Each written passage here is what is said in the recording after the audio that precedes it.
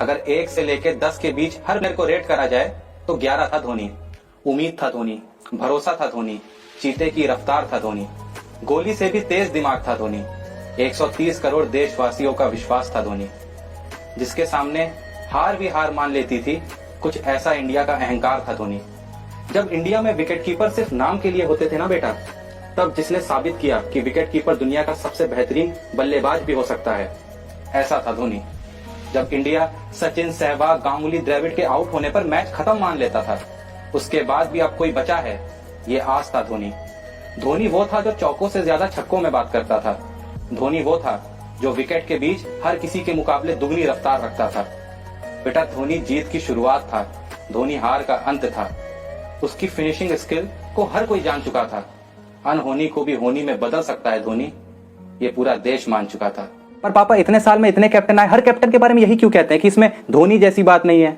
बेटा, लोग कप्तानी में मैच जिताते हैं माना, लोग आते ही सीरीज जिताते हैं माना, पर धोनी ने आते ही देश को T20 वर्ल्ड कप जिता दिया।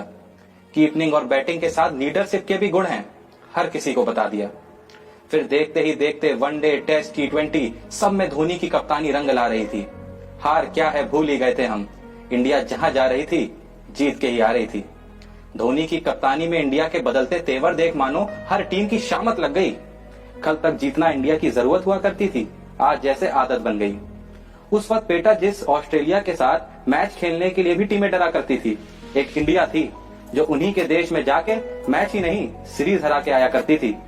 देखते ही देखते मानो ट्रॉफीज का तो अंबार लग गया।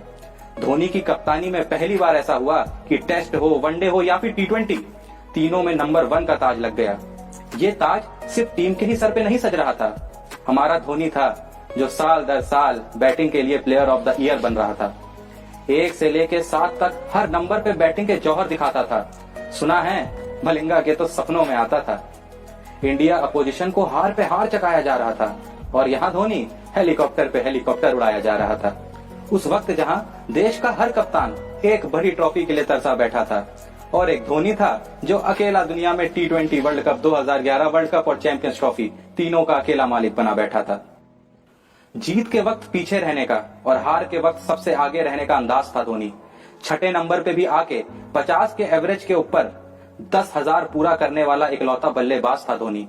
हार हो या जीत, चेहरे पर एक ही भाव रहता था, वही भाव था धोनी। क्रिकेट के भगवान सचिन तेंदुलकर का वर्ल्ड कप का सपना पूरा करने वाला कप्तान था धोनी।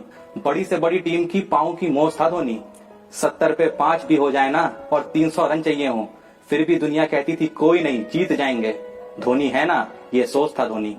आखिरी ओवर में 20 रन भी चाहिए हो, फिर भी प्रेशर धोनी पे नहीं गेंदबाज पे होता था, वो डर था धोनी। उसके दिमाग में आखिर क्या चल रहा है ये कभी कोई समझ ही नहीं पाया।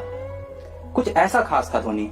अरे फिट नहीं बेटा, फिटेस्ट था धोनी। और पापा, सेम चीज कोई भी नया विकेट कीपर आता है तब भी यही कहते हैं कि इसमें धोनी वाली तेजी नहीं है, ऐसा क्यों कहते हैं पापा?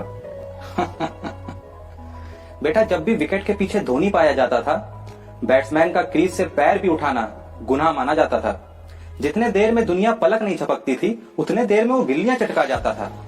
बेटा, लोगों ने तो बातें यहां तक बनाई हुई थी कि लाइट के स्पीड से तेज धोनी स्टंपिंग करता है और बिजली की फुर्ती से हाथ चलते हैं उसके।